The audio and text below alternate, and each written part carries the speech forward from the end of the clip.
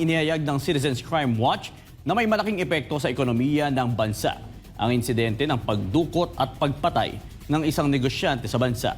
Dahil sa krimen na ito, posible na maraming mamuhunang ang matakot at hindi na maglagak ng puhunan sa bansa. Narito ang balita ni Verhil Parba. Natagpuan na kamakailan ang dinukot na Filipino-Chinese business tycoon na si Anson Ke kasama ang driver nitong si Armani Pabilio. Yun nga lang, wala ng buhay nang matagpuan ang dalawa sa Rodriguez Rizal nito lamang Miyerkules ng Abril 9. Sa kabila rin ito ng pagbibigay ng ransom money ng pamilya ng biktima sa mga sospek. Ang insidente naman na ito ay may malaking epekto sa ekonomiya ng bansa. Ayon sa chairman ng Citizens Crime Watch na si Attorney Ferdinand Topacio, magdudulot ito ng chilling effect sa ibang mga mamumuhunang negosyante sa bansa dahil may malaking banta sa kanilang seguridad.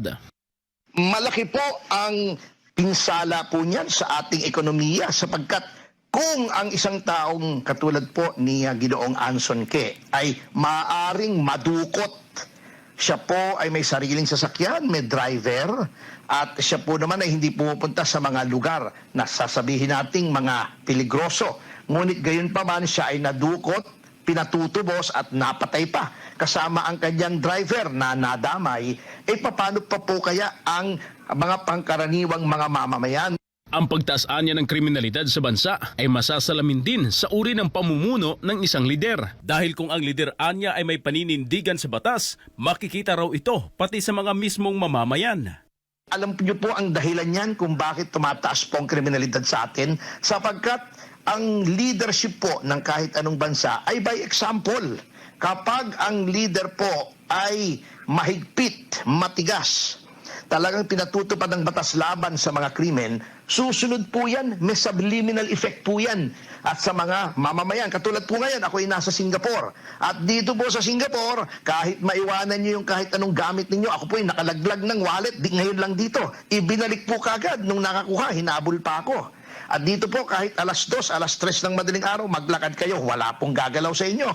Kahit kayo babae, kahit kayo mag-isa, kahit kayo bata, wala pong gagalaw dito. Yan po ang ehemplo po ng leadership, ng isang leadership na matibay at malakas. Dagdag pa nito Pasyo na ang pamahalaan ay naging perfect example ngayon sa paglabag ng saligang batas kaya di katakataka na laganap ang krimen kahit saan.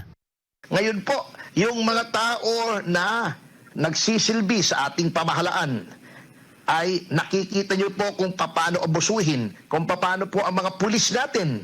Katulad ni General Torre ay basta na lamang ng sisira na mga private property. Nakita po natin yan dun sa raid sa Kingdom of Jesus Christ.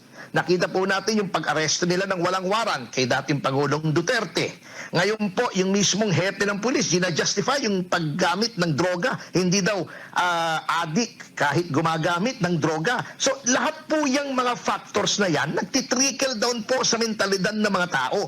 At nakikita po nila na hindi na pala pinapatupad ang batas. It has become a lawless society.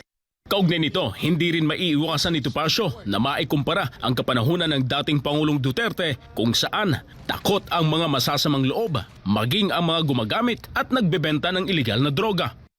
Alam nyo, nung panahon ni Pangulong Duterte, nakita naman po natin, dahil po sa kanilang pananaw ng mga tao na mahigpit po ang pagpapatupad ng batas, umayos po yung mga mamamayan. Ang daming yung mga simpleng user, di naman yung mga pusher, di naman yung mga drug lord, ang sumurrender at kusang loob nagparehab para lamang sila ay makaiwas sa tinitingnan ng mga consequences sapagkat talagang hinuhuli. At nakikita po natin yung mga tinutugis po talaga, yung mga big-time drug lords, yung mga pusher sa kanilang mga lugar. Kahit sila ay mga nasa gobyerno o matataas ang posisyon, hindi po natatakot na sila po ay idemanda. Paalala naman ni Topacio na kung magtutuloy-tuloy ang ganitong insidente ng pagdukot at pagpatay sa mga negosyante, tiyak anyang mawawalan ng mga mamumuhunan na nais magnegosyo sa Pilipinas at hihina ang ekonomiya ng bansa. Para sa Diyos at sa Pilipinas kung mahal, ito si Verhil Parba, SMNI News.